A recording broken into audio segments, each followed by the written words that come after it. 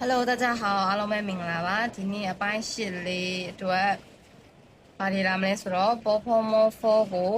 ကျန်းရှိနေတဲ့တရား6လုံးထဲကဘူတရားနဲ့ပေါင်းမယ်ပေါ့နော်ရှေ့မှာတော့အာအို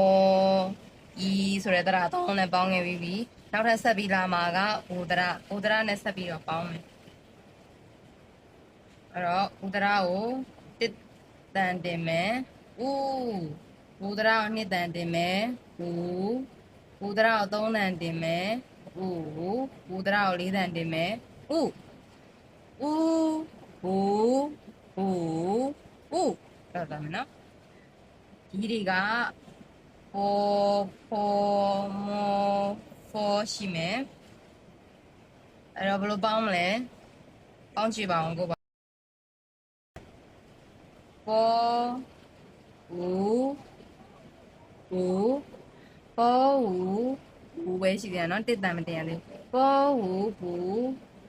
ပေါ်ဦးဘူးပေါ်ဦးဘူးပေါ်ဦးဘူး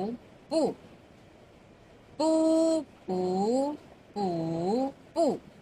ပါဆောင်နှချောင်းရင်ပူဆက်နှလုံးပေါက်ပူအဲ့တဲ့နော်ပူသူကမြန်မာလိုတိုင်းဆိုလို့ရတယ်နောက်တစ်ခုကဟောဦးဖူဖះဖူတယ်ဆိုတဲ့ဖူဟောဦးဖူဟောဦးဖူဟောဦးဖူ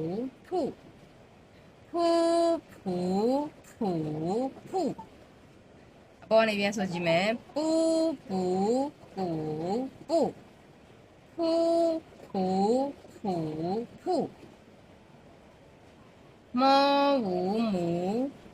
မောဦးကြတော့မူဆိုသေးရင်နော်တစ်တန်တင်လိုက်တဲ့ခါမှာအတန်ပြောင်းသွားမှာမူမောဦးမူအဲ့လိုသားမယ်မောဦးမူပဲသူကြတော့ဟာထိုးတန်မပါတော့ရှေ့ကတစ်တန်တင်တော့မူဟာထိုးတန်လေးပါတယ်နော်မူနှစ်တန်တင်မယ်မူ3တန်တင်မယ်မောဦးမူ4တန်တင်မယ်မောဦးမူနောက်တစ်လုံးကforဦးဖူသူကနှခမ်းကိုက်မယ်နော်ဖူနှခမ်းမကိုက်ရင်ဘောကဖူနဲ့တော့တူလိုက်မယ်နော်ဒါကဖူအောက်ကဟာကဖူဖာတယ်forဦးဖူforဦးဖူ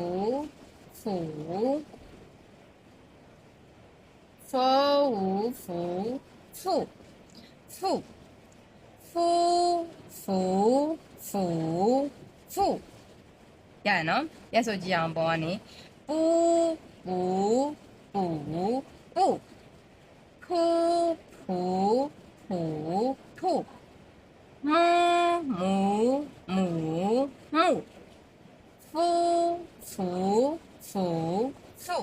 โอเคအဲ့လိုလုပ်မယ်နော်သူတို့ထဲမှာဘယ်လိုစလုံးလေးတွေအတိတ်ပဲရှိနေပြီလဲဆိုတာကြည့်ကြည့်အောင်ပထမတစ်လုံးအနေနဲ့ပါတယ်လေပူနော်ပူဆိုတာမပူလို့ပြောတယ် no လို့ပြောတယ်နော်မပူမသွားဘူးမစားဘူးမလာဘူးဆိုရဲပူမပူမစားဘူးဆိုပူ吃မစားဘူးဆိုပူ吃မလာဘူးဆိုပူလိုက်အဲ့လိုမျိုးသွားရနော်ပူဆိုတာမပူနောက်တစ်မျိုးကဘာရှိသေးလဲဆိုတော့သူကပိတ်စာကိုလည်းပြောတယ်ပိတ်စာကိုလည်းပူလို့ပြောတယ်နော်ဒါပေမဲ့တရုတ်စလုံးကြီးတဲ့အခါကျရင်တော့မတူပါဘူးသူကအတန်ထွက်ပဲတူတာမပူကလည်းပူပဲပိတ်စာကလည်းပူပဲနံပါတ်2ကမှုနော်မှုဆိုတာတစ်သားကိုပြောတယ်တစ်သားကိုမှုလို့ခေါ်တယ်နော်ပူကကြတော့မပူပိတ်စာမှုဆိုတာကြတော့တစ်သားနံပါတ်3ကဘာလဲဆိုတော့ဒီစလုံးလေးနော်ဖူဆိုတာဘာလဲဆိုတော့သူကကံကောင်းခြင်းလက်လာပါဆိုတဲ့အဓိပ္ပာယ်ပြောတယ် သူ့ရဲ့အဓိပ္ပာယ်ကကံကောင်းခြင်းလက်လာပါဆိုတဲ့အဓိပ္ပာယ်ကိုပြောတာသူ့ရဲ့တရုပ်စလုံးကြီးရှိတယ်နော်ဖူဆိုတဲ့တရုပ်စလုံးကိုကံကောင်းခြင်းလက်လာပါဆိုတဲ့အဓိပ္ပာယ်သူတို့ရဲ့ပွဲတော်တွေတရုပ်ပွဲတော်တွေပါညာတွေမှာဆိုရင်သူတို့ရဲ့တကားပေါက်တွေမှာလေစလုံးကြီးအကြီးကြီးတစ်လုံးနဲ့ကတ်ထားတာရှိတယ်အဲ့ဒီအဓိပ္ပာယ်ကဖူဆိုတဲ့အဓိပ္ပာယ်ဖူဆိုတာကံကောင်းခြင်းလက်လာပါအဲ့ဒီအဓိပ္ပာယ်ကိုပြောတာပေါ့နော်အဲ့တော့အဓိပ္ပာယ်လေးသုံးလုံးထွက်လာတယ်ပေါ့နော်ပုဆိုတာကတော့မဘူးညင်းတဲ့အခါမှာသုံးတယ်နောက်တစ်ခုကပိတ်စလို့လည်းပြောလို့ရတယ်မှုဆိုတာကကြတော့တစ်တာဖူဆိုတာကံကောင်းခြင်းလက်လာပါနော်ဒါဆိုတော့ပေါ်ဖို့မဖို့ကိုဦးတရနဲ့ပေါင်းထားတဲ့ဇာတ်လေးကိုလည်းတခြားကြည့်ပြီးတော့အတန်ထွက်လေးချင်ပါနော်ပြီးတော့အောက်ကသုံးလုံးကိုလည်းမြန်မာအဓိပ္ပာယ်လေးနဲ့တွဲ